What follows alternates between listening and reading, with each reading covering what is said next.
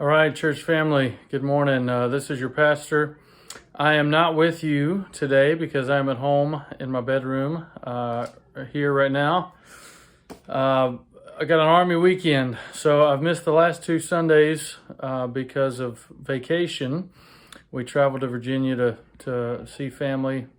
Got to see both sides of the family, which was nice. And then first weekend back was an Army weekend, so I've been on my screen all day. But I felt compelled to send this video to you. I told Bill I was going to send it, asked his permission. He's preaching, if he'd show it right before he preached. And I wanted to do a better video. I feel kind of awkward because my hand's holding this thing, and so I know it's shaky.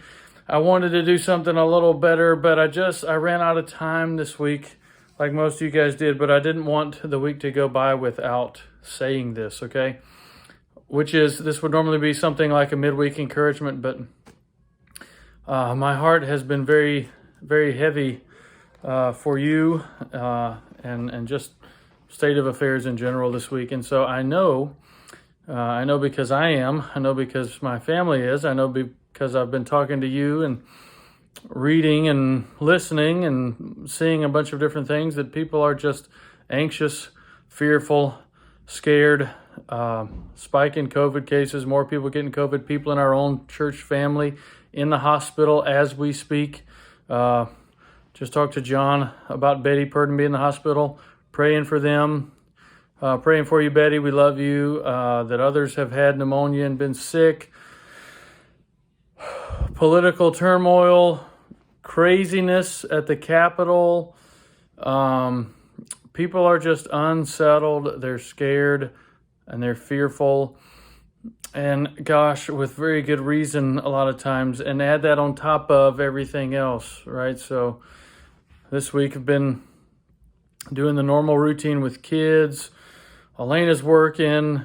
Army stuff. There's a meeting right over here on this computer right now that I'm not paying much attention to because there's just too many things. And 100 reasons to be stressed out. And I was typing up my report for our annual meeting, which I'll have out to you next week, that I was just going through the ways that God worked in 2020, and my heart was encouraged. So I want to encourage you to reflect on the good things that happened, but I also wanted to read you this little short text here before Bill preaches. It's from Psalm 46. God is our refuge and strength, an ever-present help in trouble. Therefore, we will not fear, though the earth give way and the mountains fall into the heart of the sea, though its waters roar and foam and the mountains quake with their surging. I'm not saying this is the hardest time in history. That would be a lie. But it's one of the more stressful times in my life, and it's now, it's what we feel now.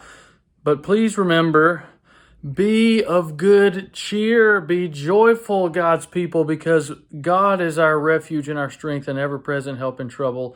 Therefore, we will not fear, though the earth give way and the mountains fall into the heart of the sea, though its waters roar and foam and the mountains quake with their surging. And the chapter ends with this: the Lord Almighty is with us. The God of Jacob is our fortress. I love being a part of God's family. I love being a part of your family because it reminds me that God is in fact with us, and everything else can fall apart, but He's with us, so we can be of good cheer. We can be joyful no matter what. I've missed you 3 weeks now, 3 Sundays now, being apart from you. I feel it in my spirit. It's a void, and I hope that this season has reminded you of the preciousness of God's people and God's family. So just wanted to encourage you with that, speak to that, trust in the Lord, be joyful, be cheerful. Even though everything else falls apart, God's there. All right. Love you, church. Wish I were with you. See you. I can't wait to see you next Sunday. So it'll be a week unless I see you sometime during the week. So God bless you. I miss you.